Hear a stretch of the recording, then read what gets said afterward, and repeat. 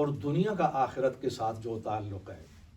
اور ہم نے محترم فضیلت الشیخ شیخ عبد الحادی صاحب کو بھی تکلیف دی ہے، اور حضرت ہمارے ہاں تشریف فرما ہیں جو کہ ایک بہت بڑے محقق عالم دین ہیں، اور میں سمجھتا ہوں کہ اس وقت عالم اسلام کے اہم ترین محققین میں ان کا شمار ہوتا ہے، کہ جنہوں نے بہت بڑا کام بھی کیا اور بہت بڑا اثاثہ ہے. تو وہ آخرت کا جو دن ہے، حساب کتاب ہے، اکاؤنٹیبلٹی ہے، آخرت کے دن کے حوالے سے پھر وہ اس موضوع کو کمپلیٹ کریں گے. آخرت بہت بڑی اہمیت کا حامل ہے، اور قرآن نے جو 3 عقائد کو بہت زیادہ بنیادی طور پر پیش کیا ہے، بہت زیادہ ان الفاظ پر غور کریں. ان میں توحید، رسالت اور آخرت ہے. توحید کی اہمیت سب سے زیادہ ہے، کیونکہ اس کا تعلق اللہ تعالیٰ کی ذات کے ساتھ ہے، اور اللہ کی ذات ہی سے سب کچھ ہے، پوری کائنات ہے. لیکن آخرت کی اہمیت ایک لحاظ سے بہت زیادہ بن جاتی ہے اگر آپ غور کریں. یہاں میں مقابلہ نہیں کر رہا کہ اللہ اور اس کی ذات سب سے بلند ہے، لیکن آپ تصور کریں کہ اگر آخرت کو اڑا دیا جائے اور یہ تصور قائم کر لیا جائے جیسا کہ آج کی سوسائٹی کا اس وقت، کہ جو کچھ بھی ہے یہ دنیا ہی ہے اور مرنے کے بعد کوئی زندگانی نہیں ہے، کوئی حساب کتاب، کوئی قیامت نہیں ہے، تو اس شکل میں اللہ تعالیٰ کے ماننے اور نہ ماننے کا سوال ہی پیدا نہیں ہوتا. پھر دونوں باتیں برابر ہو جائیں گی، اس کا کوئی فائدہ نہیں رہتا اللہ تعالیٰ کے ماننے کا. اس لیے کہ اللہ تعالیٰ کی کبریائی اور حکومت اور عظمت کا جو صحیح عملی انداز ہے وہ آخرت میں ظاہر ہوگا. یہاں پر اللہ تعالیٰ کی ذات جو ہے نا وہ غیب میں ہے، یؤمنون بالغیب، اسی لیے ہم یہاں پر نہیں دیکھ سکتے. تو اس لیے آخرت کے بغیر پوری شریعت، انبیاء، حتیٰ کہ اللہ تعالیٰ کی ذات کو ماننا نہ ماننا برابر ہو جاتا ہے. یہی وجہ ہے کہ قرآن کریم میں عقائد کے لحاظ سے آخرت پر بہت زیادہ زور دیا گیا ہے قرآن پاک میں. اور 29واں پارہ اور 30واں پارہ دونوں تو آخرت ہی کے لیے وقف ہیں، اس کا زیادہ ذکر کیا گیا. اور اس کا نقطہ یہی ہے کہ اس کے بغیر نہ تو انسان کی اصلاح ہو سکتی ہے اور نہ ہی خدا تک انسان آخرت کے بغیر پہنچ سکتا ہے. تو اس لحاظ سے آخرت پر بہت زیادہ زور دیا گیا ہے. اور میں جس آیت کا انتخاب کر رہا ہوں وہ ہے سورۃ الانبیاء کی آیت نمبر 35، اور وہ آیت یہ ہے: بسم اللہ الرحمن الرحیم، کل نفس ذائقۃ الموت وانما توفون اجورکم یوم القیامہ، کل نفس ذائقۃ الموت ونبلوکم بالشر والخیر فتنہ والینا ترجعون. صدق اللہ العظیم. اس کا ترجمہ یہ ہے کہ ہر ذی نفس کے لیے موت ہے، اللہ نے مقرر کر دی ہے، اور ہم تم کو اچھے حالات اور برے حالات دوروں کے ذریعے سے آزمائیں گے. یہ آزمائش ہے اور ہماری طرف تمہیں لوٹ کر آنا ہوگا. اس آیت کریمہ میں اللہ تعالیٰ نے 3 اہم امور کو بیان فرمایا ہے. 3 باتیں ہیں اس آیت کے تحت. سب سے پہلی بات یہ ہے موت کے حوالے سے کہ موت برحق ہے اور ہر ذی نفس کے لیے موت ہے. کل نفس ذائقۃ الموت. اس آیت کو اللہ تعالیٰ نے سورہ آل عمران میں بھی بیان کیا ہے، اور اس کے بعد یہ سورۃ الانبیاء میں سے ہے جسے تلاوت کیا گیا، اور اس کے علاوہ سورہ العنکبوت کے اندر بھی کل نفس ذائقۃ الموت. پوری آیات ہے کچھ اختلاف کے ساتھ. موت کیا ہے، اس پر سائنسدانوں نے بہت زیادہ تحقیق کی ہے کہ موت ہوتی کیا ہے. انہوں نے کوشش کی ہے تحقیق کے ذریعے کہ موت کے اسباب کو روک دیا جائے تاکہ زندگی کو باقی رکھیں، ہم ہمیشہ کے لیے زندہ رہیں اور زندگانی جاویدانی ہو سکے اور ہمیشہ کی خوشیوں میں رہیں. موت جو ہے وہ تلخیاں گھول دیتی ہے، انسان رخصت ہو جاتا ہے، اور اس پر بہت زیادہ سائنسی تحقیقات ہوئی ہیں. لیکن یہ ایک ایسا معاملہ ہے کہ تمام تحقیقات ناکامی پر جا کر منتج ہوئی ہے، ناکام ہوئی ہے. موت برحق ہے اور ہر انسان کو کل نفس ذائقۃ الموت، یہاں سے رخصت ہونا پڑے گا. تو یہ پہلی بات ہے. اس میں دوسری بات یہ ہے کہ وَنَبْلُوكُمْ بِالشَّرِّ وَالْخَيْرِ فِتْنَةً، ہم تم کو شر اور خیر کے ذریعے آزمائیں گے. انسان کی زندگی ایسی ہے کہ اس میں اچھے حالات بھی آتے ہیں، برے حالات بھی آتے ہیں، امیری بھی ہے، غریبی بھی ہے، پریشانیاں بھی ہیں اور خوشیاں بھی ہیں۔ کوئی بھی انسان ہمیشہ کے لیے نہ تو خوشی میں رہ سکتا ہے اور نہ وہ غم میں، یہ چیزیں تبدیل ہوتی رہتی ہے۔ یہ ایک آزمائش ہے۔ یہ غرباء ہی کے لیے پریشانیاں اور مسائل نہیں ہیں، بلکہ ان سے زیادہ امراء کے لیے بھی ہیں، بادشاہوں کے لیے بھی ہے۔ یہاں سے مجھے وہ واقعہ یاد آ گیا کہ ہماری مسلم اسپین کی تاریخ میں جو بڑے بڑے حکمران گزرے ہیں، ان میں سلطان عبد الرحمن الثالث، اس کا عہد بہت زیادہ عظیم ہے۔ اس نے 50 سال تک حکومت کی، اور اس کا عہد اس لحاظ سے یادگار تھا کہ اس میں ایجادات کے حوالے سے، سائنس کے حوالے سے، رفاہ عامہ کے حوالے سے بہت بڑا کام ہوا، یعنی عظیم۔ اور اس نے قصر الزہرا اسی نے تعمیر کیا تھا، آج کل وہ کھنڈرات کے اندر ہے، کھنڈرات ہیں وہ، اور یہ 30 سال سے زیادہ عرصہ اس کو مکمل کرنے میں لگا، اور 50 سال تک زبردست حکومت کی سلطان عبد الرحمن نے، اور اسی محل میں قصر الزہرا میں اس کا انتقال ہوا۔ انتقال کے وقت جو چیزیں اس نے چھوڑی، اس میں ایک اہم خط بھی تھا، لیٹر تھا، پبلک کے نام، اپنے خاندان کے نام۔ جب وہ لیٹر کھولا گیا تو اس کے اندر اس نے ان دنوں کا ذکر کیا تھا جو اس کے لیے اچھے تھے، امن اور سکون اور چین کے دن تھے، وہ مجھے اتنے ملے۔ اب آپ تصور کر رہے ہوں گے کہ جس شخص کی بہت بڑی حکومت تھی 50 سال تک، for 50 years، quite a long time، اور اس کے اندر بڑی کامیاب حکومت تھی، تو جو خوشی کے اس کے اور اچھے امن اور چین کے جو سال ہوں گے وہ زیادہ سے زیادہ 48 ہو سکتے ہیں، 45، 2-3 سال ہی غم کے ہوں گے، پریشانیوں کے ہوں گے۔ عام آدمی تو یہی سوچ سکتا ہے نا۔ لیکن آپ کو یہ سن کر حیرت بھی ہوگی اور آپ کے رونگٹے کھڑے ہو جائیں گے جب آپ سنیں گے اس نے کیا لکھا، سلطان عبد الرحمن نے، کہ 50 سال تک میں نے زبردست حکومت کی، اور اس طویل عرصے میں جو بہترین دن تھے میرے لیے، امن کے، چین کے، سکون کے، وہ صرف اور صرف 14 تھے، only 14 days، 14 دن۔ وَنَبْلُوكُمْ بِالشَّرِّ وَالْخَيْرِ فِتْنَہ، آپ دیکھیں کہ یہ مسائل صرف غریبوں کے لیے نہیں، بڑے بڑے بادشاہوں کے لیے زیادہ مسائل ہوتے ہیں۔ تو اس لیے یہ آزمائش ہے۔ آزمائش کیا ہے کہ اللہ تعالیٰ ان حالات کو طاری کر کے انسانوں پر، یہ ہمارے ایمان کا امتحان ہے، استقامت کا امتحان ہے کہ ہم استقامت کا مظاہرہ کرتے ہیں یا نہیں، ہمارے اندر اخلاق اور کردار اپنے معیار پر رہتا ہے یا نہیں، یا کرپشن آ جاتی ہے، نافرمانی آ جاتی ہے۔ یہ اس لحاظ سے آزمائش ہے۔ اور آخری جو بات ہے وہ یہ ہے، ثم الینا ترجعون، پھر تمہیں ہماری طرف لوٹنا ہوگا۔ یعنی ایسا نہیں ہے کہ مرنے کے ساتھ ہی تمہاری زندگی کا خاتمہ ہو جائے۔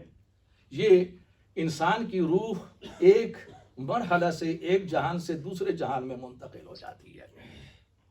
پھر عدالت ہے، حساب کتاب ہے، قیامت ہے، جس پر حضرت الشیخ انشاءاللہ میرے بعد وہ خطاب کرنے والے ہیں۔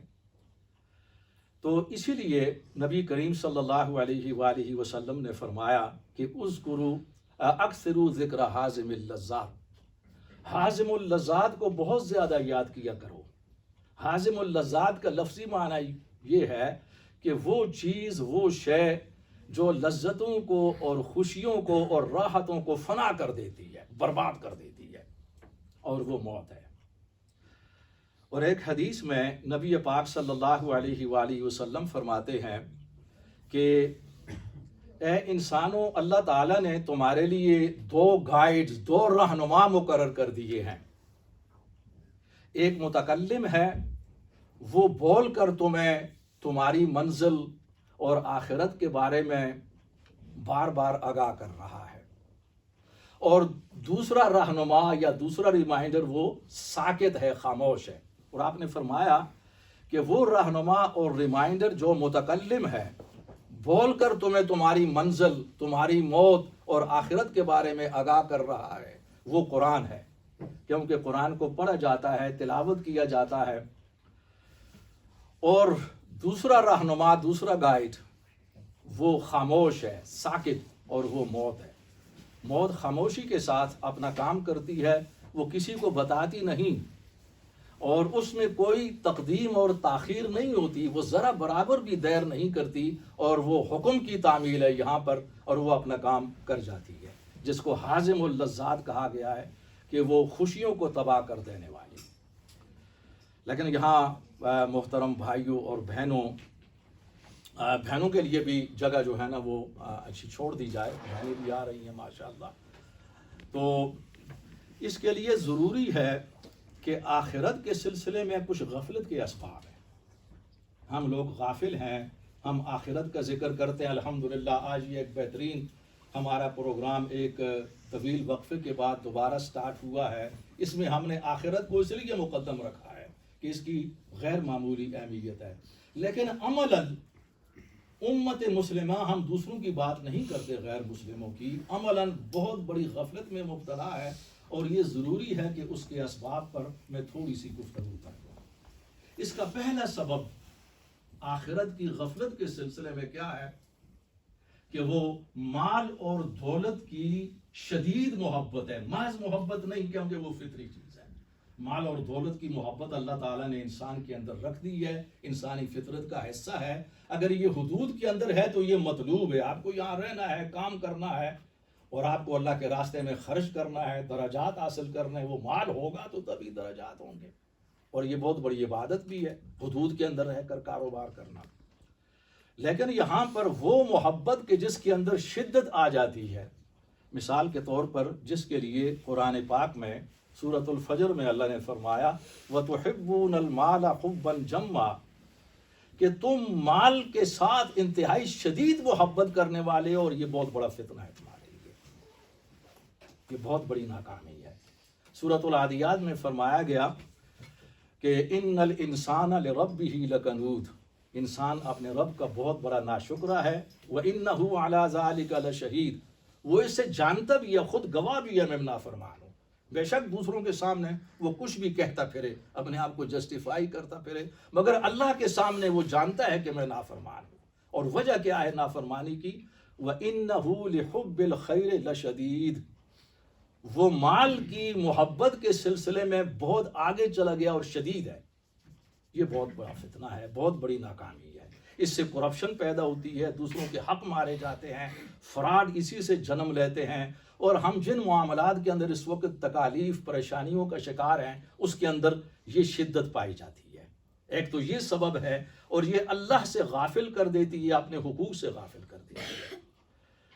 اور اس کا دوسرا سبب یہ ہے کہ دنیا چونکہ نقد ہے، آخرت ادھار ہے۔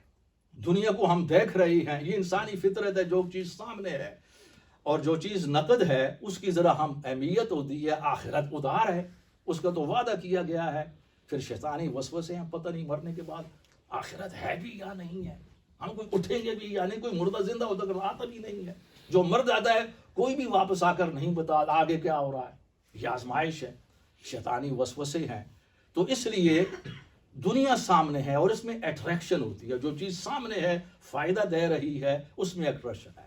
اسی لیے سورۃ الدہر میں اسی حقیقت کی طرف اشارہ کیا گیا ہے کہ ان ہؤلاء یحبون العاجلہ ویذرون وراءہم یوما ثقیلا، ان لوگوں کی حالت یہ ہے کہ یہ عاجلہ کے ساتھ محبت کرتے ہیں۔ لفظ عاجلہ، عاجلہ اسے کہتے ہیں کہ جو فوری ہو، سامنے ہو، فوری نفع، یعنی دنیا ان کے سامنے ہے، فوری نفع دینے والی، یہ کیش ان ہینڈ ہے، اور کیش ان ہینڈ کی بڑی اہمیت ہوتی ہے، اٹریکشن۔ وَيَذَرُونَ وَرَاءَهُمْ يَوْمًا ثَقِيلًا، اور جو بھاری دن ہے اصل آخرت کا، اسے پیٹھ کے پیچھے پھینک دیا ہے، یعنی اسے نظر انداز کر دیا ہے۔ اور سورہ قیامہ میں ہم کَلَّا بَلْ تُحِبُّونَ الْعَاجِلَةَ وَتَذَرُونَ الْآخِرَةَ، تم نے عاجلہ کے ساتھ محبت کرنا شروع کر دیا، یعنی دنیا کے ساتھ جس میں فوری فائدے ہیں تمہارے سامنے ہے، اور آخرت کو نظر انداز کر دیا ہے۔ یہ ایک وہ معاملہ ہے کہ یہ بھی آخرت سے غفلت کا بہت بڑا سبب ہے، اور اس کے اسباب یہ ہیں کہ پوری دنیا کے اندر مگر مسلمان کمیونٹیز کے اندر بہت بڑے پرابلم ہیں اس کی وجہ کہ ہماری معیشت درست نہیں ہے، تعلقات درست نہیں ہے، پریشانیاں ہیں، یہ سب خود پیدا کرتا ہے اور اس کے اندر یہ شدت پائی جاتی ہے۔ اور اس کا تیسرا اور آخری سبب یہ ہے جسے بیان کرنے کے بعد میں ختم کرنا چاہتا ہوں حضرت الشیخ کے لیے، وہ یہ ہے کہ ہمارے سامنے کوئی عملی مثال نہیں ہے، اور اسلام کا جو نظام تعلیم اور تربیت ہے یہ مختل ہو چکا ہے اس وقت، فرقہ پرستی کا شکار ہے، زوال کا شکار ہے، ابتری کا شکار ہے، اور کوئی مثال سامنے نہیں ہے، نہ یعنی علماء میں سے بڑے عظیم لوگ بھی ہیں لیکن کم ہیں، دینی ادارے ہیں، کوئی مثال سامنے نہیں ہے لوگوں کو متاثر کر سکے، سیاسی قیادت میں سے بھی کوئی مثال ایسی نہیں ہے کہ لوگوں کو متاثر کر سکے، بلکہ سیاسی قیادت نے تو اپنے آپ کو اسلام پروف سمجھ لیا ہے، جو کہ ایک بہت بڑی مصیبت ہے۔ تو لوگ ہمیشہ افکار سے زیادہ کردار سے متاثر ہوتے ہیں، کردار سامنے نہیں ہے۔ یہاں پر مجھے ایک واقعہ یاد آ گیا، یہ بہت عرصہ پہلے انڈیا سے شائع ہونے والا ایک مجلہ تھا، اس کے اندر یہ واقعہ میں نے پڑھا تھا مولانا وحید الدین خان سے الرسالہ میں، کہ نظام الدین ایک ریٹائرڈ آفیسر تھے انڈین سول سروس میں، بہت اعلیٰ آفیسر تھے ہائی لیول پر۔ جب وہ ریٹائر ہوئے تو اچھے آدمی تھے، دینی ذہن کے آدمی تھے، تو انہوں نے یہ فیصلہ کیا کہ ممبئی شہر کی جتنی بھی مساجد ہیں اور جتنے بھی مسالک ہیں، ہر جمعہ الگ الگ ایک ایک مسجد میں جا کر وہ ادا کریں گے اور جائزہ لیں گے کہ کیا، چونکہ اس سے پہلے وہ ہائی لیول کے آفیسر تھے، ایسے لوگوں کا رابطہ کمیونٹی کے ساتھ نہیں ہوتا، تو اچھے آدمی تھے آپ لوگوں کی طرح، جیسے آپ لوگ بہن اور بھائی آ گئے ہیں ماشاء اللہ۔ تو انہوں نے اپنے منصوبہ کے مطابق ممبئی شہر کی یعنی تمام مساجد میں جو ہے بالکل ترتیب کے ساتھ، آج اس مسجد میں، کل اس مسجد میں، پرسوں اس مسجد میں، اور اس میں کافی عرصہ لگا، بہت بڑا شہر ہے، بڑی مساجد ہے، مختلف مسالک سے تعلق رکھتی تھی۔ آخر میں انہوں نے تبصرہ کیا اور یہ سننے کے لائق ہے، انہوں نے تبصرہ یہ کیا اور ایک جملے میں نے یہ پایا کہ مساجد تو اپنی تعمیر میں بڑی عظیم ہے، مگر اس کے امام اور مقتدی بہت چھوٹے ہیں۔ مسجدیں تو عظیم ہیں، بڑی بڑی عظیم مسجدیں تعمیر کر دی ہیں، لیکن اس میں مقتدی اور امام چھوٹے، یعنی کردار، اخلاق اور اپنے ذہن کے لحاظ سے بہت چھوٹے ہیں۔ ان کو بڑا افسوس ہوا کہ میں اس کا تصور نہیں کر سکتا تھا کہ جہاں سے ہمیں رہنمائی مل سکتی تھی، عملی مثال، وہ معاملہ زوال کا شکار ہے۔ وجہ کیا ہے اس کی؟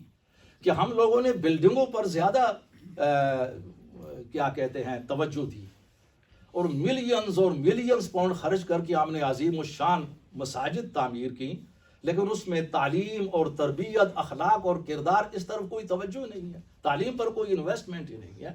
یہاں پر میں ایک تھوڑی سی تبدیلی کروں گا کہ اس افیسر نظام الدین صاحب نے جو بات ممبئی شہر کی مساجد کے بارے میں کی ہے، یہی تبصرہ پوری دنیا کے مسلمانوں کی مساجد پر اور امام اور مقتدیوں پر صادق آتا ہے، الا ماشاء اللہ۔ علماء میں بڑے لوگ ہیں الحمدللہ، مثال بھی ہے، مقتدیوں میں بھی ہے، مساجد میں بھی ہے، لیکن ابھی اقلیت میں ہے، اسی لیے تبدیلی نہیں آ رہی۔ تبدیلی اکثریت کے بیس پر آتی ہے، اقلیت کے بیس پر نہیں آتی۔ تو یہ موٹے موٹے اسباب ہیں کہ جن کی بنا پر ہم آخرت سے غافل ہو چکے ہیں۔ اس بات کی ضرورت ہے کہ ہم اپنے نظام پر تنقید کریں، نظر ثانی کریں، اور ہم اخلاق اور کردار کے میدان میں آگے بڑھنے کی کوشش کریں۔ زبانی کلامی جو دعوے ہیں اسلام کے اور اس کے لیے اللہ کے ہاں اس کی کوئی اہمیت نہیں، اور نہ دنیا کے اندر اس کی کوئی اہمیت ہے، اس لیے ہم بالکل پچھلی صف کے اندر اس وقت بیٹھے ہوئے ہیں۔ میں اسی پر اپنی بات کو ختم کرتا ہوں۔ اللہ تعالی ہم سب پر فضل و کرم فرمائے۔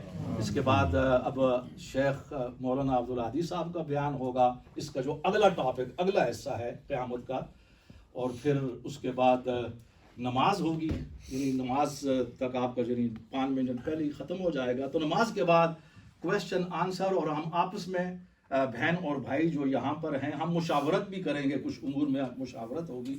تو آپ سب کا بہت بہت شکریہ۔ وما علینا الا البلاغ۔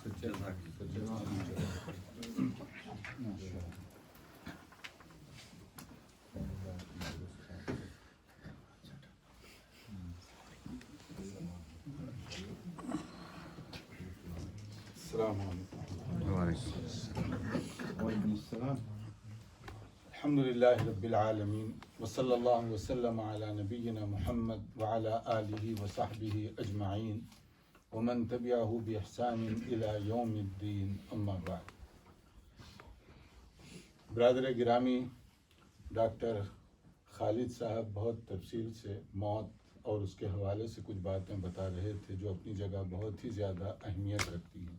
اس میں ایک بات ذہن میں رکھیے، سورہ لقمان کا جو آخری حصہ ہے، وَمَا تَدْرِي نَفْسٌ مَاذَا تَكْسِبُ غَدًا وَمَا تَدْرِي نَفْسٌ بِأَيِّ أَرْضٍ تَمُوتُ. کسی کو یہ نہیں معلوم کہ کل کا دن کیا خبر آنے والی ہے. آدمی 100 سال کا پلان بناتا ہے مگر اسے نہیں معلوم کہ کل کیا ہونے والا ہے. اور دوسرا، کس جگہ اس کی موت کن حالات میں آنے والی ہے یہ بھی کوئی نہیں جانتا. یہ دونوں چیزیں جو ایک آیت کا حصہ ہیں سورہ لقمان کا آخری، آئے دن جو اموات ہوتی ہیں، اس پر میں گزارش کروں گا اپنے بھائیوں اور بہنوں سے اس پر بھی ہم تھوڑی سی توجہ دیں کہ ہمارے کتنے سامنے جنازے آتے رہتے ہیں. ہم تبصرہ کرتے ہوئے کہتے ہیں کہ وہ صحت مند تھا، تندرست تھا، دیکھنے میں ہیلتھی تھا، کل میری ملاقات ہوئی، آج کیا خبر آ گئی. تو یہ اموات ہمارے لیے ریمائنڈر ہونا چاہیے. دوسروں کی موت ہمارے لیے تذکیر اور یاد دہانی کا ذریعہ ہونی چاہیے کہ کسی کے پاس کوئی گارنٹی نہیں کہ کتنے سال تک وہ زندہ رہے گا. جوان کے سامنے بوڑھا اور بوڑھے کے سامنے جوان بھی جا سکتا ہے، اور ہم سب کا یہ تجربہ ہے. کس جگہ اور کن حالات میں موت آئے گی یہ بھی ہم نہیں جانتے. تو اس کا مطلب ہے کہ موت کی تیاری کا مطلب ہے ہمیں نہیں معلوم کہ کن حالات میں ہماری وفات ہونے والی ہے. تو آدمی کوشش یہ کرے کہ اپنی زندگی ایسے پاکیزہ ہو کہ اگر اسے بلاوا آ جائے تو ندامت اور پچھتاوا نہ ہو، یا حسرت نہ ہو کہ کاش مجھے تھوڑا سا وقت مل گیا ہوتا، کاش مجھے توبہ کی گنجائش ملتی، کاش میں یہ صدقہ کر لیا ہوتا. یہ کاش یہ نہیں ہو سکتا. زندگی ایک ہی بار ہے. موت آنے کے بعد آگے ہی آگے جانا ہے اور وہ پیچھے کی طرف کبھی بھی مڑ نہیں سکتا. اس کے بعد کیا ہوگا؟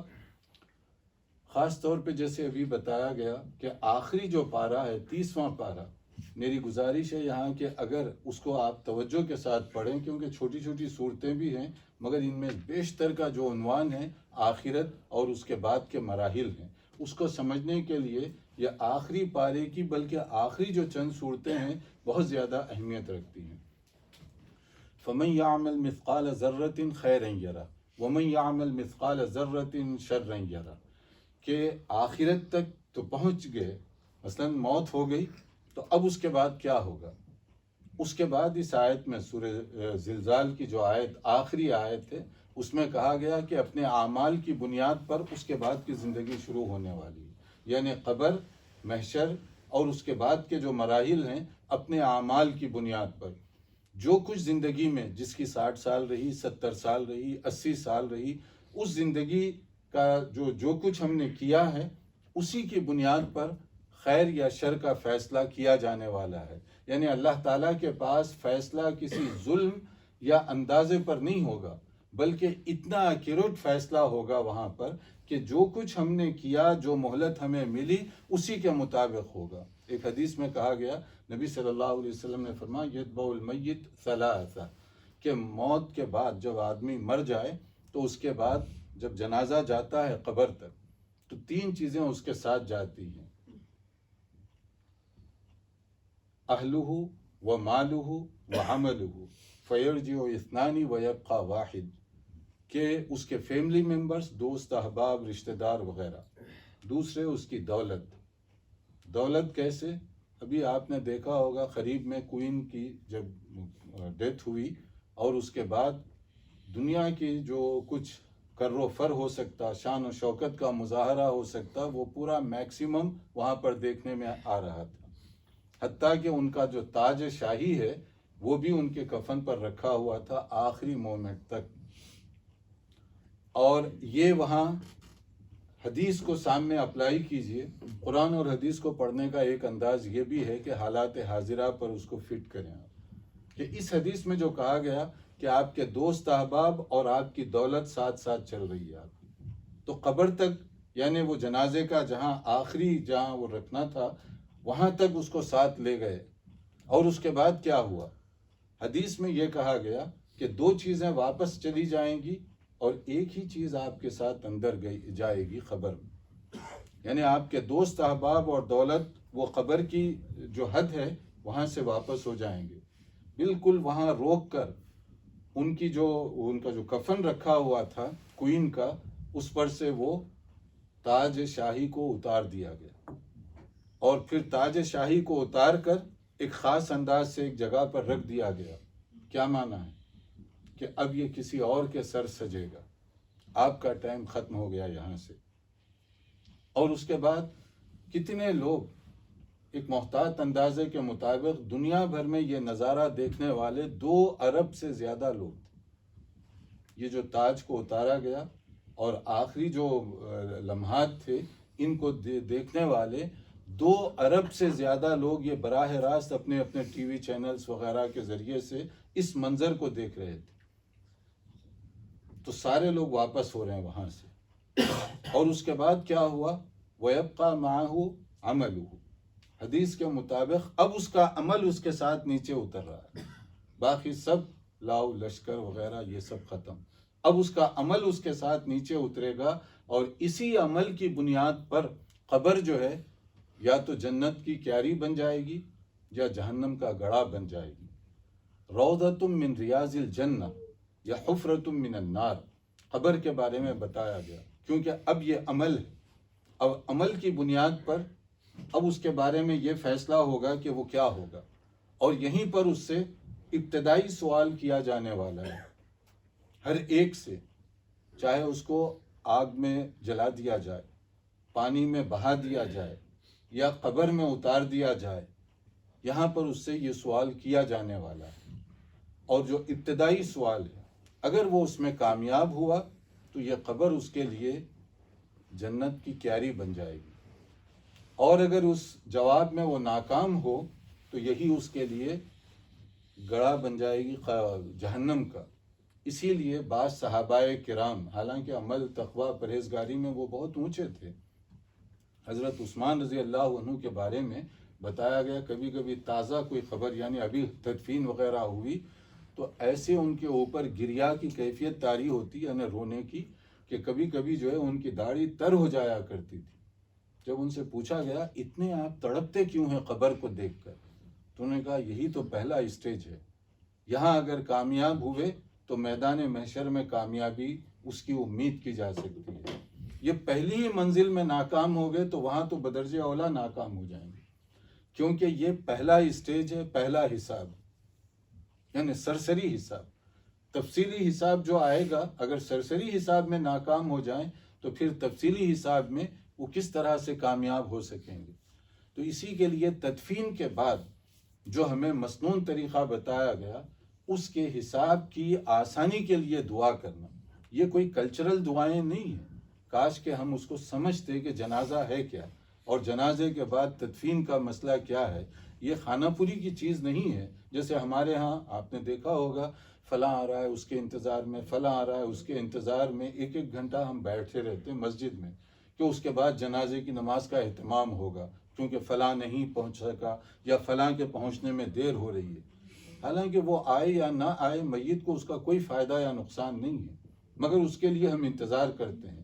لیکن جو چیز اس کے لیے فائدہ پہنچانے والی ہے وہ جنازے کی نماز 2 منٹ سے کم میں ختم ہو جاتی ہے۔ کبھی آپ نے غور کیا؟ جو چیز اس کے لیے فائدہ مند ہے وہاں 2 منٹ بھی نہیں لگائے گی، اور جو چیز اس کے لیے کوئی فائدہ یا نقصان کا ذریعہ ہی نہیں ہے ان کے انتظار میں آپ ایک ایک گھنٹے کا وقفہ لے رہے ہیں، لوگوں کو بٹھائے رکھ رہے ہیں۔ اس کے بعد نماز اتنی اسپیڈ میں ہوئی جیسے کوئی آگ یا انگارے پہ بیٹھا ہوا ہے، اور اس کے بعد کیا ہے، اب اس کے بعد پھر وہیں پر 1 گھنٹہ 2 گھنٹے اور بیٹھے ہوئے ہیں اور لوگوں کی باتیں ہو رہی ہیں، یعنی جو چیز ان کے لیے فائدہ پہنچانے کا ذریعہ بن سکتی تھی اس کو ہم نے ویسے ہی ٹال دیا، گویا ہمارے نزدیک جنازے کی نماز ایک خانہ پوری ہے۔ اسی طرح سے تدفین کا مسئلہ ہے، تدفین کے بعد جو ہے نا، کچھ صحابہ اپنے خاص طور پر ایڈوائز کر رہے تھے کہ تدفین کے بعد کم سے کم اتنا تم ٹھہرو، کہ ایک انہوں نے اندازہ بتایا جیسے اس زمانے کا کہ اونٹ ذبح کر کے اگر آدمی جو ہے اس کا گوشت وغیرہ صحیح کر لے صاف، تو جتنی دیر لگتی ہے، یعنی مطلب کیا ہے، اتنی دیر ٹھہر کر دعا کرو کہ کم سے کم جو ہے میرے لیے اس دعا کا فائدہ پہنچ سکے. اور وہاں پر کیا دیکھا گیا؟ 2-3 باتیں دیکھی گئی، اور وہ کیا ہیں کہ تدفین کے موقع پر لوگ عام طور پر وہاں بھی گپ شپ لگائے ہوئے ہوتے ہیں، حالانکہ وہ عبرت کا بہت بڑا ذریعہ ہے. ہمارا بھائی، دوست، رشتہ دار جس کو منو مٹی کے اندر ہم دفن کر رہے ہیں اپنے ہاتھوں سے، کل تک اس کے ساتھ کھیلتے تھے، کھایا پیا کرتے تھے، لیکن آج اس کو دفن کر رہے ہیں. لیکن وہاں پر بھی عبرت کے بجائے ہماری گفتگو ادھر ادھر ہو رہی ہے. اس موقع پر بھی جو انتہائی نازک موقع ہے. نبی صلی اللہ علیہ وسلم ایک مرتبہ قبرستان تشریف لے گئے، صحابہ بھی آپ کے ساتھ تھے، ابھی قبر کی تیاری ہو رہی تھی، آپ وہاں بیٹھ گئے تو صحابہ کرام بھی بیٹھ گئے آپ کے ساتھ. وہاں پوائنٹ نوٹ کرنے کا جو ہم میں اور سنت میں جو فرق ہو رہا ہے، دیکھیے کتنا زیادہ ہے کہ وہاں پر صحابہ کہتے ہیں ہماری کیفیت یہ تھی کہ گویا ہمارے سر پر کوئی پرندہ بیٹھا ہوا ہے، تھوڑی سی حرکت یا جنبش ہو تو وہ پرندہ اڑ جائے گا. اتنی خاموشی اور سناٹے کے عالم میں صحابہ آپ کی باتیں سن رہے تھے. وہاں پر اتنی خاموشی طاری تھی، کوئی حرکت معمولی سی کرنے کے لیے تیار نہیں. اور اب جو کچھ ہوتا ہے قبرستان میں، بہت سارے لوگ ان کا تجربہ ہوا ہوگا کہ وہاں جا کر بھی مختلف انداز سے ہم لوگ باتیں وغیرہ اسی طرح سے اپنا وقت وہاں گزارتے ہیں. پھر اس کے بعد میں تدفین کے بعد کی جو دعا ہے، یہ بھی کوئی خانہ پوری کی دعا نہیں ہے. یہ اصل میں وہ پہلی منزل ہے. دنیا ایک منزل ہو، ایک مرحلہ ہے. اب قبر کا جو مرحلہ ایک دوسرا مرحلہ ہے جو عالم برزخ میں وہ پہنچ گیا. اب اس کی آسانی کے لیے یہ سوال جواب جو ہے اب ہونے والا ہے، اس کے لیے خصوصی دعا بتائی گئی. اور یہ دعا اگر ہم ویسے روٹین کے طور پر کریں گے تو کیا فائدہ ہوگا؟ تو اس لیے میں کہہ رہا ہوں کہ یہ دعا اور یہ جو چیزیں ہیں بجائے خود یہ عبرت کا ذریعہ اور سبق بننا چاہیے. اور پھر اس کے بعد میں اب وہاں سے قبر کے بعد جو مرحلہ ایک اور بھی یہاں چلتے چلتے دیکھ لیجئے کہ ہم جب دین میں سنجیدہ نہ ہوں تو کیسی چیزیں ہوتی ہیں. برمنگھم میں بہت افسوس کے ساتھ کہنا پڑتا ہے، یہ چونکہ قبر کا مجھے پتہ نہیں کہ پہلے ہی پروگرام میں اتنا نازک عنوان کیوں رکھا گیا، لیکن یہ بہت ضروری ہے کہ اب دیکھیے یہاں پر بعض جگہ شو روم کے طور پر بنائے گئے قبر کا ماڈل، کہ قبر کا ماڈل کہ اس کے اوپر کون سے جو ہے پتھر، اس کا کون سا رنگ ہوگا، کون سے کیا چیزیں اس میں رکھی جائیں گی. یہ ماڈل جیسے شو کے روم وغیرہ میں رکھے جاتے ہیں مختلف، اس طرح قبر کے ماڈل. جبکہ حدیث میں تو یہ کہا گیا قبر کو سیدھی سادی بناؤ، سمپل بناؤ، کیونکہ عمل اس کا اندر جا رہا ہے. اور ہینڈسورتھ قبرستان اگر آپ گئے ہوں گے تو وہاں تو کتبہ لگا ہوا ہے، تو بعض لوگوں کی اس پر تصویر بھی لگی ہوئی ہے، یعنی جو مرنے والے ہیں ان کی تصویر آپ چاہیں تو دیکھ سکتے ہیں. یہ کیا سنجیدہ قوم کی کوئی علامت ہو سکتی ہے؟ صحابہ کرام جو تقوی پرہیزگاری کی چوٹیوں پر تھے، ان کا حال یہ ہے کہ وہ قبر کو دیکھ کر ان کے اوپر ایک کیفیت طاری ہو رہی ہے، رو رہے ہیں، اس پر بلک رہے ہیں، اور ہمارا یہ ہے کہ اس کو بھی انٹرٹینمنٹ کا ذریعہ بنا دیا گیا. پھر اس کے بعد میں ایک اور چیز جو ہماری ہے کہ قبر کی منزل کب تک ہے، یہ عالم برزخ میں. یعنی عالم برزخ کی بہت جو باتیں ہیں جتنی ہمیں بتائی گئی اس سے زیادہ ہم اپنی طور پہ کچھ نہیں کر سکتے، کہ جو چیز جیسے بتائی گئی ہے اسی طرح سے ہمیں قبول کرنے کا حکم دیا گیا. اب اس کے بعد میں یہ قیامت کا جو مسئلہ ہے وہاں سے شروع ہوگا. تو آپ یہ جو 30ویں پارے کی آخری صورتیں، مثلا سورہ قاریہ، سورہ عادیات، سورہ زلزال، اس کو آپ پڑھ لیجیے کہ اس کے اندر جو نقشہ کھینچا گیا یہ بہت ہی رونگٹے کھڑا کر دینے والا نقشہ ہے. نبی صلی اللہ علیہ وسلم نے یوں ہی نہیں کہا کنت نہیتکم عن زیارت القبور فزوروها فإنها تذکرکم الآخرہ وتزہد فی الدنیا، کہ تم کبھی کبھی قبرستان کی وزٹ کر لیا کرو. کیوں؟ 2 سبب سے. یعنی قبروں کی زیارت 2 اسباب سے. ایک تو یہ ان کے لیے دعا کرنے کے لیے، دوسرا اپنے لیے سبق حاصل کرنے کے لیے کہ میری طرح کا بھائی، دوست، وہ کس طرح سے اس کو مٹی میں دفن کر دیا گیا، کل مجھے بھی اسی طرح سے دفن کیا جانے والا ہے. کہ قبر کو دیکھ کر آدمی کے اندر دنیا سے زیادہ آخرت کو بنانے کی فکر ہو سکتی ہے. اس مقصد کے لیے اگر قبرستان جائے تو یہ عین سنت ہوگی اور اس کا وہاں پر اس کو زیادہ فائدہ ہوگا. اب اس کے بعد میں جو بات کہی گئی کہ جب تک وہاں ہوگا، اس کے بعد قیامت کا جو سور پھونکا جائے گا القاریۃ ملقاریہ، اس کا ترجمہ کرنا جو ہے بہت مشکل ہے کسی بھی زبان میں، کیونکہ اس کے اندر جو کیفیت ہے، آپ لفظی تو ترجمہ کر لیں گے مگر وہ کیفیت جو ہے کسی زبان میں بیان کرنا یہ بہت مشکل ہے، کیونکہ قرآن کا ایک لفظ، ایک ہی لفظ میں آپ کسی زبان میں ترجمہ اس طرح نہیں کر پائیں گے۔ اور اس کے اندر جو کیفیت بتائی گئی، اذا زلزلت الارض زلزالها، کہ جب زمین کو اس طریقے سے ہلا دیا جائے گا کہ اس کے اندر کی چیزیں باہر نکل پڑیں گی، اور پھر اس کے بعد میں کیا ہوگا، یا ایھا الناس اتقوا ربکم ان زلزلۃ الساعۃ شیء عظیم، قیامت کا جو جھٹکا ہے کوئی معمولی جھٹکا نہ سمجھو، بہت بڑا جھٹکا ہے، اتنا بڑا ہے کہ اس کے اندر دو خاص طور پر مثالیں دی گئی کہ دودھ پلانے والی ماں بہت سی چیزوں کو بھول سکتی ہے مگر اپنے شیرخوار بچے کو نہیں بھول سکتی، تو کہا گیا کہ وہ قیامت کا زلزلہ کچھ ایسا ہوگا اس بچے کو بھی وہ بھول جائے گی، اور جو حاملہ پریگننٹ خواتین ہیں ان کا حمل ضائع ہو جائے گا اس خوف کی وجہ سے، اور پھر لوگ جس انداز سے نکلیں گے، وَتَرَى النَّاسَ سُكَارَىٰ وَمَا هُمْ بِسُكَارَىٰ، لوگوں کو دیکھ کر تمہیں اندازہ ہوگا کہ گویا وہ نشے کی حالت میں ہے، ڈرنک، حالانکہ وہ نشے میں نہیں ہے۔ قیامت کے بعد کا مسئلہ اتنا سیریس ہے کہ وہ ایسی کیفیت ان کے اوپر طاری ہو گئی کہ وہ جیسے باولے اور پاگل لوگ حرکتیں کرتے ہیں اس انداز سے وہ حرکتیں کر رہے ہیں، کیونکہ اب جو ہے مسئلہ ان کے ساتھ حساب و کتاب کا ہے، اب احساس ہوگا آدمی کو، اس وقت اس کی جو کیفیت ہوگی، کہا گیا لِكُلِّ امْرِئٍ مِّنْهُمْ يَوْمَئِذٍ شَأْنٌ يُغْنِيهِ، ایسی سچویشن میں ہر آدمی ہوگا وہاں پر اسے کسی اور کی پرواہ نہیں ہوگی، بلکہ اس کی خواہش اور حسرت ہوگی، اگر میری طاقت ہو تو پوری دنیا چاہے جہنم میں چلی جائے، اور اگر میں اکیلا اپنے آپ کو بچا لوں تو بچا لوں۔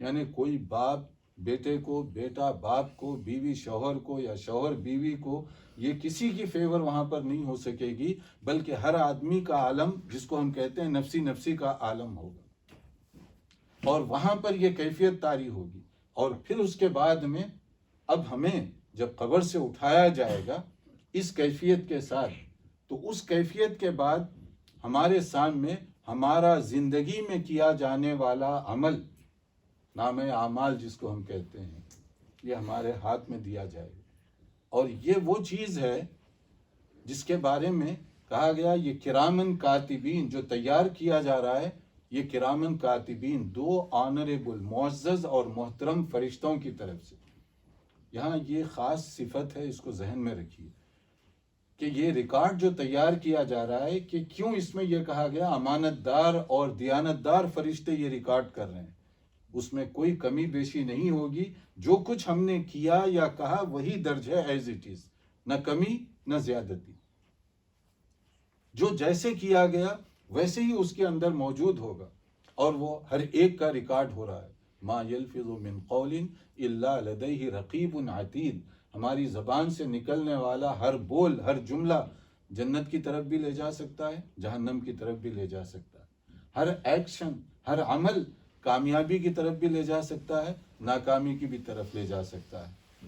تو یہ ریکارڈ ہم گویا کہ یعنی ایک آدمی شعور کی زندگی جب شروع کرتا ہے، بالغ ہو جاتا ہے، اس وقت سے لے کر مرنے تک آن دی ریکارڈ ہے، کوئی چیز آف دی ریکارڈ نہیں ہے۔ سورہ کہف کے اندر جو کہا گیا، یہی ریکارڈ اس کو جب دیا جائے گا، اس کو دیکھ کر آدمی تڑپ جائے گا، ما لہذا الکتاب لا یغادر صغیرۃ ولا کبیرۃ الا احصاها ووجدوا ما عملوا حاضرا، یہ عجیب ریکارڈ ہے، یہ میں نے ٹاپ سیکرٹ جو کام کیا ہے سب سے چھپ کر وہ بھی اس میں درج ہے، اور لوگوں کے سامنے جو کام کیا وہ بھی اس میں موجود ہے۔ اب اس کو تو خود اپنے بارے میں معلوم ہوگا کہ میری نجات کیسے ہوگی، میں لوگوں کو تو جھوٹ بول سکتا ہوں، دھوکہ دے سکتا ہوں، مگر اللہ جو عالم الغیب ہے، کیا میں اس کے سامنے بھی جھوٹ بول سکوں گا؟ تو اس ریکارڈ کو دیکھ کر آدمی تڑپ اٹھے گا کہ چھپ چھپا کر میں نے جو گناہ کا کام کیا، جس پر پردہ رہا زندگی بھر، وہ بھی اس میں موجود ہے، اور جو کام لوگوں کے سامنے کیا گیا وہ بھی اس کے اندر موجود ہے، تو اب میرا کیا انجام ہوگا؟ تو یہ ریکارڈ ہم سب کا تیار ہو رہا ہے، اور اسی ریکارڈ کی بنیاد پر یہاں فیصلہ کیا جانے والا ہے، اور پھر اس کے بعد میں اس ریکارڈ کے ساتھ ایک اور جو جس میں تھوڑی بشارت اور اطمینان ہے، وہ یہ ہے کہ رسول اکرم صلی اللہ علیہ وسلم کو جو اللہ تعالیٰ خصوصی انعامات سے سرفراز فرمایا، تو آخرت میں بھی آپ کو حوض کوثر یہ دولت دی گئی آپ کو، انا اعطینا کل کوثر۔ کوثر ایک بہت بڑی خیر کی بات کہ جس وقت آدمی تڑپ رہا ہوگا کوئی پانی کے لیے، تو نبی صلی اللہ علیہ وسلم کو خاص طور پر اس کا اختیار دیا جائے گا۔ مگر اس میں ایک دو باتیں ذہن میں رکھیے کہ جب حوض کوثر پر کچھ لوگ جائیں گے تو آپ خود تلاش کر کر کے اپنی امت کے لوگوں کو خصوصی طور پر پانی پیش فرمائیں گے۔ کتنی بڑی سعادت کی بات ہوگی جب نفسی نفسی کا عالم ہوگا اور انبیاء پریشان ہوں گے۔ انبیاء کرام کے پاس ان کی اپنی قومیں جائیں گی تو وہ کہیں گے نفسی نفسی، آج کا دن ایسا ہے کہ میں اپنے آپ کو بچا لوں تو یہ کافی ہے، میں کسی کا رزق نہیں لے سکتا۔ لیکن ہمارے نبی صلی اللہ علیہ وسلم اس وقت فرمائیں گے امتی امتی، کہ یا اللہ میری امت پر رحم فرمانا، یا اللہ میری امت پر رحم فرمانا۔ تو اس موقع پر آپ سے پوچھا گیا کہ اتنے ہزارہ لاکھوں کا لوگ ہوں گے تو آپ کیسے پہچان پائیں گے کہ انہیں پانی آپ کیسے پلا سکیں گے؟ تو آپ نے فرمایا ایک لفظ، غرم محجلین، میری امت کے لوگ جو وضو کر رہے ہوں گے، وضو کا پانی بدن پہ جہاں بھی ٹچ کر رہا ہوگا، قیامت کے دن اس موقع پر ایک روشنی پیدا ہوگی اس سے، اور وہ روشنی یہ علامت ہے کہ یہ میری امت کے لوگ جنہوں نے وضو کیا، نماز کا اہتمام کیا، اس کو دیکھ کر میں پہچان لوں۔ اور پھر اس کے بعد میں جب آپ آئیں گے، لوگ آئیں گے وہاں پانی کے لیے، تو اس میں کیفیت یہ ہوگی کہ کچھ لوگوں کو خصوصی فرشتے روک دیں گے، جیسے نو انٹری۔ نبی صلی اللہ علیہ وسلم پوچھیں گے کہ کیوں روک رہے ہو؟ تو فرشتے کہیں گے کہ آپ کو نہیں معلوم کہ آپ کے بعد انہوں نے آپ کی چھوڑی ہوئی باتوں میں کس طرح کمی بیشی کی، یعنی آپ کے دین کو، آپ کی تعلیمات کو اپنی مرضی کے مطابق حذف و اضافہ کیا۔ تو آپ کیا فرمائیں گے؟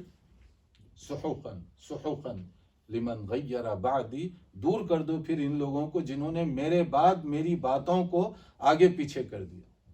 تو اس کے اندر کہ دین میں تبدیلی، دین میں انحراف، یہ کتنی بڑی سیریس بات ہوگی جو وہاں پر نبی کریم صلی اللہ علیہ وسلم ان لوگوں کو واپس فرما دیں گے۔ پھر اس کے بعد میں، چونکہ میں صرف چاہ رہا ہوں کہ تھوڑا سا ٹچ آپ کو بتاؤں کہ ان چیزوں کے اندر کہ کیا قیامت کوئی معمولی چیز ہے، یہ ایک سے بڑھ کر ایک اس کے اندر سیریس مسئلہ ہوگا۔ اور جب یہ بہت سخت مرحلہ ہوگا، ایک حدیث ہے جس میں کہا گیا سبعۃ یظلھم اللہ فی ظلہ یوم لا ظل الا ظلہ، 7 قسم کے لوگ، یعنی 7 کوالٹیز کے لوگ ایسے ہوں گے جن کو اللہ تعالیٰ اس موقع پر خصوصی سائبان میں جگہ عطا فرمائے گا جب کوئی اور سائبان نہیں ہوگا۔ یعنی قیامت کے دن وی آئی پی پروٹوکول ان کو ملے گا۔ کتنے بڑے سعادت مند لوگ ہوں گے جن کو قیامت کے دن وی آئی پی پروٹوکول ملے گا۔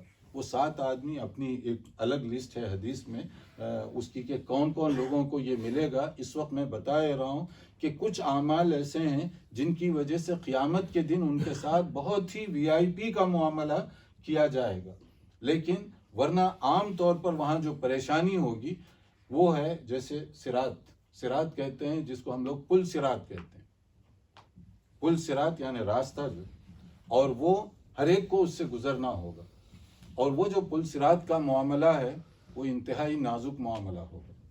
وہاں پر وہی گزر سکے گا جو دنیا میں باعمل زندگی گزارتا رہا، چاہے دیکھنے میں کتنا ہی اننون آدمی کیوں نہ ہو، گمنام آدمی ہو سکتا ہے مگر وہ گزر جائے گا۔ اور دنیا میں ہو سکتا ہے ایک آدمی بہت نون فگر ہے، لیکن یہ ہے کہ وہ اگر عمل اس کا ٹھیک نہ ہو تو وہ پل صراط پر اس کو روک لیا جائے گا، یعنی وہ پل صراط وہ جہنم میں لے جانے کا اس کے لیے ذریعہ بنے گی۔ یہ بھی ایک عجیب بات ہے، کیونکہ وقت کم ہے تو یہ میں چلتے چلتے کہ ایک یہاں پر عجیب سی بات ہے کہ یہ پل صراط اور میدان محشر، اس کے حوالے سے فلسطین میں مسجد اقصیٰ سے متصل، مسجد اقصیٰ کی باؤنڈری جہاں ہے اس سے متصل ایک چھوٹا سا قبرستان ہے جس میں کچھ صحابہ کرام بھی مدفون ہیں جو اس زمانے میں وہاں پر گئے، اور اس کے آگے تھوڑی سی جگہ ہے، یہ قبرستان کی جگہ ہے یہودیوں کی۔ اس کے بارے میں مشہور ہے شاید یہ پوری دنیا کی سب سے مہنگی ترین قبروں کی جگہ ہے، جس کے اندر لکھپتی بھی نہیں، شاید کروڑ پتی جو یہودی ہیں وہ دفن ہونے کے لیے اپنی جگہ ریزرو کرواتے ہیں۔ ایک قبر کی جگہ کتنے ملین ڈالر کی ہے وہ؟ کیوں؟ اصل میں یہودیوں کا یہ تصور ہے یہ وہ جگہ ہے جہاں سے اصل میں پہلے جنت کی انٹری ہوگی، میدان محشر کے لیے یہیں سے انٹری ہوگی۔ تو میدان محشر، صراط مستقیم، پل صراط، اس کو مانتے ہیں وہ، اور اس کے لیے ان کا یہ ہے کہ یہ وہ پوائنٹ ہے جو سب سے پہلے آسمان کی طرف جنت میں جانے والوں کے لیے یہیں سے راستہ کھلے گا۔ اور کچھ فلسطینیوں کا خیال ہے یہی وہ جگہ ہے جو پل صراط جو ناکام ہوگا یہاں سے جہنم میں جائے گا۔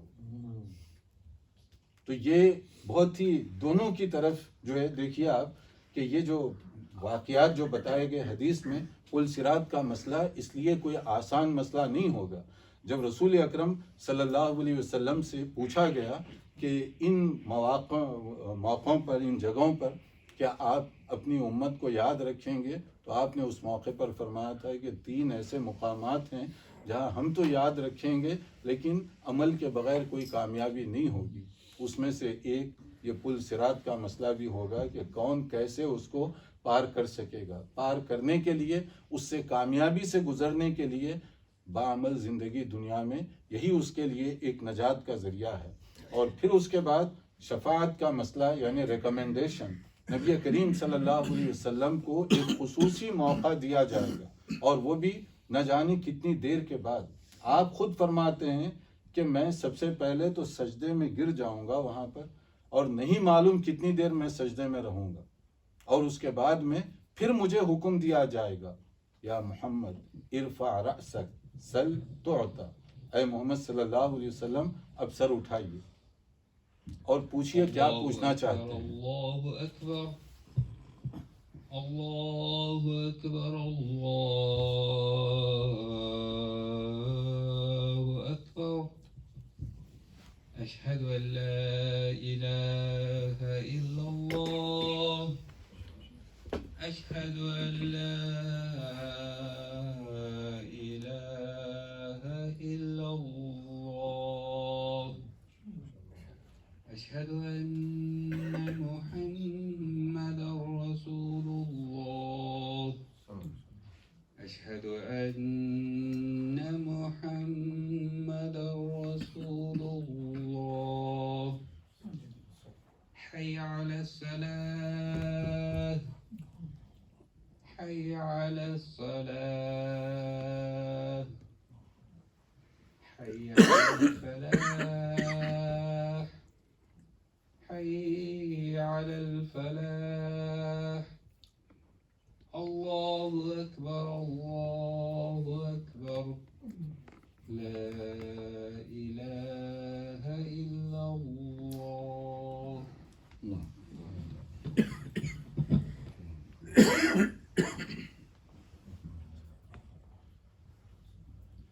چونکہ وقت ہو رہا ہے تو میں صرف 2-3 جو اس میں کچھ چیزیں ہیں صرف اسی کا میں ذکر کر دیتا ہوں۔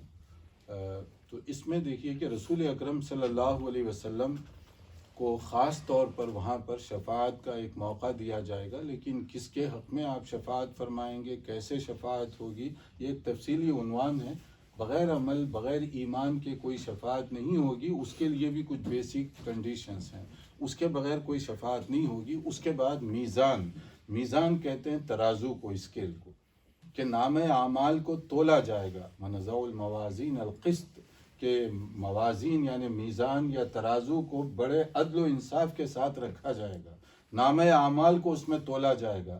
لیکن نام اعمال کا وزن کیسے ہوگا، اس کو ایک حدیث سے یوں سمجھ لیجئے کہ ایک آدمی جس کا نام اعمال گناہوں سے ایک طرف جھکا جا رہا ہوگا، یعنی وہ ترازو جو ہے ایک طرف ہو رہا ہوگا، تو وہاں پر ظلم کسی پر نہیں ہوگا۔